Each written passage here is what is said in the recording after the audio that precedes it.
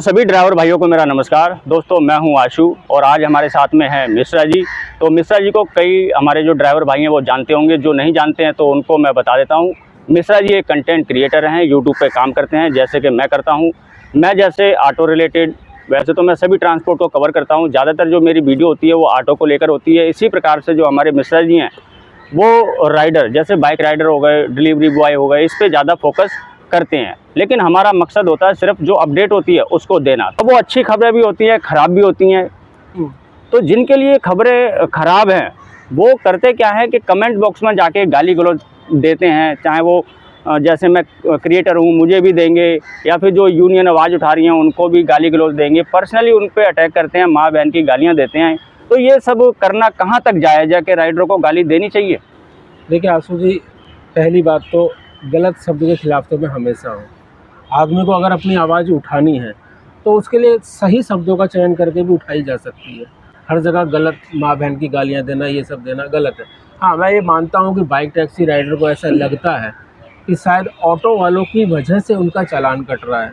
कि मैं अपनी कुछ वीडियो के अंदर एक चीज़ क्लियर कर चुका हूँ ऑलरेडी कि सिर्फ ऑटो वालों की वजह से आपका चालान नहीं कट रहा है। माननीय सुप्रीम कोर्ट के आदेश के अनुसार आपके चालान कट रहे हैं। जो सुप्रीम कोर्ट का आदेश आया था उसको दिल्ली गवर्नमेंट समय समय पर इम्प्लीमेंट करती रहती है। कभी थोड़ा ज़्यादा सख्ती हो जाती है, कभी थोड़ी सी ढील हो जाती है। लेकिन इसके अंदर सिर्फ हम ये कहें कि ऑटो वालों की वजह से ऐसा हो रहा है और उस वजह से आपकी वीडियो पर आपको, क्योंकि आप ज़्यादातर हमने ये देखा है कि ऑटो से संबंधित वीडियो आप ज़्यादा बनाते हैं। हालांकि आप बाइक टैक्सी के ऊपर भी मैंने देखा है कि आपने कई वीडियो बनाई हैं कि बाइक टैक्सी वालों को ये दिक्कत है, ऐसे दिक्कत है, ऐसे करना चाहिए, और बाकी ट्रांसपोर्ट विभाग से संबंधित भी वीडियो आप बनाते हैं। तो जहाँ तक मेरे ख्याल से आपको गाली देना आपकी वीडियो में या फिर किसी यूनियन के अध्यक्ष को गाली देना, वो मेरे हिसाब से तो गलत है। क्योंकि देखिए, यूनियन भी अपना काम कर रही है। यूनियन बनी ही इसीलिए होती है कि जिस चीज़ की वो यूनियन है, एग्जाम्पल हम ऑटो की यूनियन की बात कर लेते हैं, तो ऑटो की यूनियन बनी ही ऑटो की आवाज़ को उठाने के लिए है। तो ऑटो की यूनियन अपना काम कर रही है। सब जगह हर लाइन में आप देखेंगे, जैसे एक कहावत है कि 5 उंगलियां बराबर नहीं होती हैं। तो इसी प्रकार से किसी भी क्षेत्र में आप जाएंगे, वहाँ के जो लोग हैं उस डिपार्टमेंट, उस क्षेत्र के अंदर जो काम कर रहे हैं वो सभी एक जैसे नहीं होते हैं। बिल्कुल, कुछ शरीफ भी होते हैं, कुछ गलत लोग भी उसमें होते हैं। तो ऐसे ही मैं ये कहना चाहता हूँ, अगर आपको लगता है कोई ऑटो ड्राइवर नाजायज़ काम कर रहा है, अगर वो मीटर से जाने से मना कर रहा है, पैसे ज़्यादा मांग रहा है, अगर ये बात सच है, अगर आपके पास कोई सबूत है तो आप अपने सोशल मीडिया पे डालिए, आप भी आवाज़ उठाइए। और हम आपको ये भरोसा दिलाते हैं कि कितने भी ऑटो ड्राइवर हो जो गलत काम कर रहे हैं, मैं किसी भी ड्राइवर का जो गलत काम कर रहा है उसका सपोर्ट कभी भी नहीं करूँगा। गलत को गलत ही कहूँगा, चाहे वो ऑटो ड्राइवर हो चाहे वो बाइक राइडर हो। और मैं सभी दिल्ली के जितने भी हमारे ऑटो ड्राइवर भाई हैं उनसे मैं निवेदन खास करके करना चाहूँगा। देखिए, आपको सरकार ने मीटर दिया है गाड़ी में, आप मीटर से चलिए। अगर आप किसी ऐप के माध्यम से काम कर रहे हैं तो बहुत अच्छी बात है, उसमें तो कोई झंझट वाली बात ही नहीं रहती।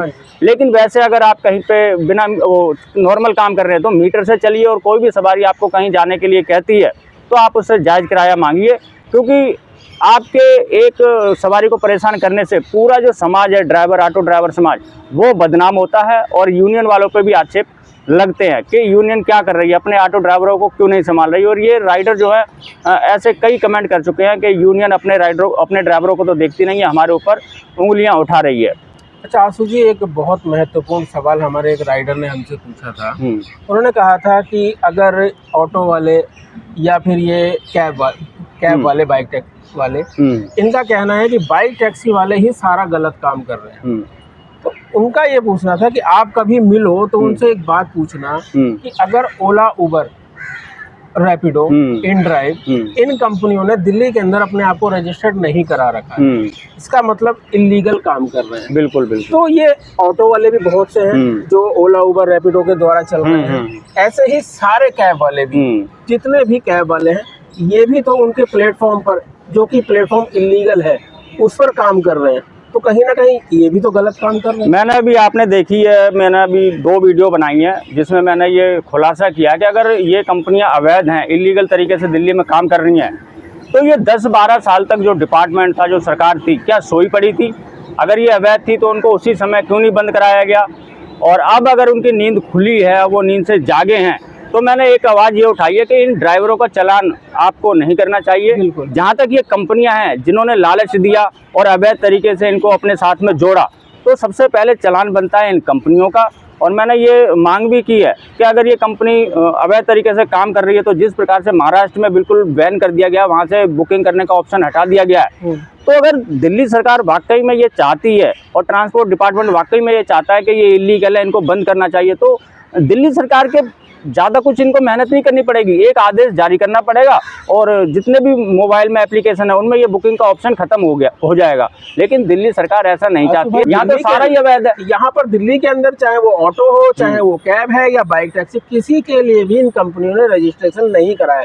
तो मैं तो ये कहना चाहता हूँ कि देखिए, सबसे पहले हम आपस में लड़ें, उससे अच्छा हम सबसे मिलजुल कर इन कंपनियों के खिलाफ लड़ें, क्योंकि हमारी पहली लड़ाई इन कंपनियों के खिलाफ होनी चाहिए कि भाई आप अपने आप को रजिस्ट्रेशन क्यों नहीं करवा रहे। देखिए, उसके बाद ये रजिस्ट्रेशन करा लेंगे, उसके बाद हम लोग आपस में देखते रहेंगे, क्योंकि आपस में लड़ने से कोई बेनिफिट नहीं है। जो भी निर्णय आएगा वो सुप्रीम कोर्ट से आएगा या फिर सरकार की तरफ से आएगा। ऐसे ही अगर बाइक टैक्सी अभी फिलहाल जो अवैध इसको कहा जा रहा है, और अवैध वाकई में देखिए अवैध तो है, अभी तक तो अवैध है, क्योंकि जब तक कंपनियां लाइसेंस नहीं लेती हैं तब तक ये अवैध ही कहलाई जाएंगी। यही बात मैं यहाँ पे टोक रहा था आपको, क्योंकि आपने कहा कंपनियां लाइसेंस नहीं लेती तब तक अवैध है बाइक टैक्सी।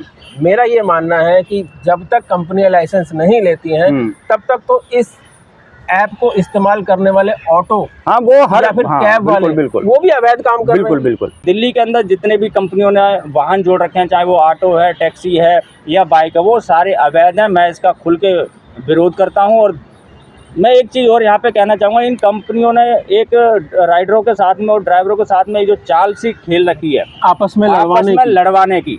अगर ये कंपनियां, इन कंपनियों का पैसे की कमी नहीं है, ये कंपनियां चाहें तो लाइसेंस ले सकती हैं, बिल्कुल, लेकिन ये राइडरों के या फिर ऑटो टैक्सी ड्राइवरों के कंधे पे बंदूक रख के चलाने का काम इस समय कर रही हैं। देखिए, कंपनी क्या कर रही है, कंपनी को पता है कि ऑटो वालों के हाथ में एक पावर है कि वो किसी भी सवारी को बोल के, हाँ जी कहाँ जाना है, चलो बैठो, और दिल्ली का कस्टमर हो या कहीं का भी हो, वो बैठ भी जाएगा, उसे बता देगा मुझे यहाँ जाना है, ठीक है मैं बैठ रहा हूँ, मीटर से चलना है तो मीटर से चलो, नहीं तो आपसी बातचीत हो जाती है कि इतने रुपए देंगे, ठीक है जी, दोनों राजी, और काम उनका हो गया। लेकिन यहाँ पर जानबूझ कर ऑटो को दबाया जा रहा है, उसका रेट बढ़ा के दिखाया जा रहा है ताकि कस्टमर का ध्यान ऑटो की तरफ से हटी जाए। मैं सबसे पहले ये कोशिश करूँगा अपने वीडियो के माध्यम से इन कंपनियों पर नकेल कसी जाए और इन कंपनियों का चालान हो। ड्राइवरों का, राइडरों का चालान काटना मेरे हिसाब से जहाँ तक है वो नाजायज़ है। अगर सरकार को लगता है कि ये कंपनियां अवैध हैं तो कंपनियों को बंद कर दो, इनके चालान काटो, इनको जो है ब्लैक लिस्ट कर दो, जैसे महाराष्ट्र में बिल्कुल वो कर दिया। तो सरकार कर सकती है, लेकिन सरकार कर नहीं रही है। मैंने अभी 1-2 यूनियन से बात करी थी, वहाँ ड्राइवरों ने ये भी बताया कि कहीं ना कहीं दिल्ली सरकार इनसे चंदे के रूप में पैसे लेती है, कुछ दिन सख्ती कर देती है जब पैसा नहीं मिलता है, और जब पैसा मिल जाता है तो फिर वो चलने लग जाती हैं। तो दिल्ली सरकार को भी और इनको भी सोचना चाहिए। अगर ऐसे आरोप लगते हैं, या तो उसका आप प्रेस कॉन्फ्रेंस करके सारी चीज़ें क्लियर कर देनी चाहिए कि भाई हम इनके सपोर्ट में नहीं है। तो ये सारी चीज़ें हैं, और कंपनियों के चालान होने चाहिए, ड्राइवरों के चालान नहीं होने चाहिए। देखिए, ये कंपनियां लीगल हो जाएंगी तो कोई भी ये नहीं है कि कानून हाथ में लेगा। बिल्कुल, आप ये बात समझते हैं, अगर बाइक टैक्सी को लीगल कर दिया जाएगा, इन कंपनियों को लाइसेंस अगर मिल जाता है, तो कौन है कानून को हाथ में लेगा? कोई। अगर लेगा तो भाई उसकी सजा उसको मिलेगी। बिल्कुल, अगर मान लीजिए लीगल हो जाती है और एक राइडर जो है, बाइक टैक्सी राइडर, वो सारे नियमों को मानते हुए काम कर रहा है, तो किसी ऑटो वाले या किसी ऑटो यूनियन में हिम्मत नहीं होगी कि उसको रोक के वो बोले कि क्यों काम कर रहा है। बिल्कुल, ऐसे तो भाई आप कानून का उल्लंघन करेंगे। बहुत सी चीज़ें हैं ऐसी जो शायद आप नहीं जानते हैं, या जानते हुए भी अनजान बन रहे हैं, क्योंकि मजबूरी है, क्योंकि आपको कोई और काम अभी मिल नहीं रहा है।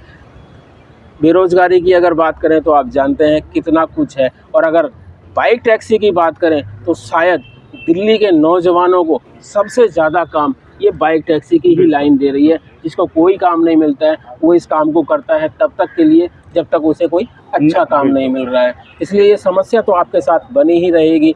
चालान जहाँ पर भी होंगे उसकी नई नई अपडेट हम दोनों ही आपको देते रहेंगे। ऑटो यूनियन अपने व्यवसाय के लिए क्या कदम उठा रही है उसकी जानकारी आशु भाई के साथ साथ अगर हमें भी मिलेगी तो हम भी ज़रूर देंगे, और बाइक टैक्सी यूनियन क्या कदम उठा रही है बाइक टैक्सी को बचाने के लिए उसकी जानकारी आशु भाई भी देंगे। हमारा दोनों का उद्देश्य सिर्फ ये है कि आप तक खबर पहुंचे जो आप पर असर करती है। तो सभी ड्राइवर भाइयों को मेरा धन्यवाद, आपने हमारी वीडियो यहाँ तक देखी और आशा करता हूँ कि आप सभी लोग समझ गए होंगे जो चीज़ें हमने बताई हैं और आगे से आप होशियार रहेंगे, सेफुली गाड़ी चलाएंगे। चलो दोस्तों, इस वीडियो को बस यहीं पे करते हैं समाप्त। मिलते हैं किसी और जानकारी से भरपूर वीडियो में, तब तक के लिए जय हिंद, जय भारत।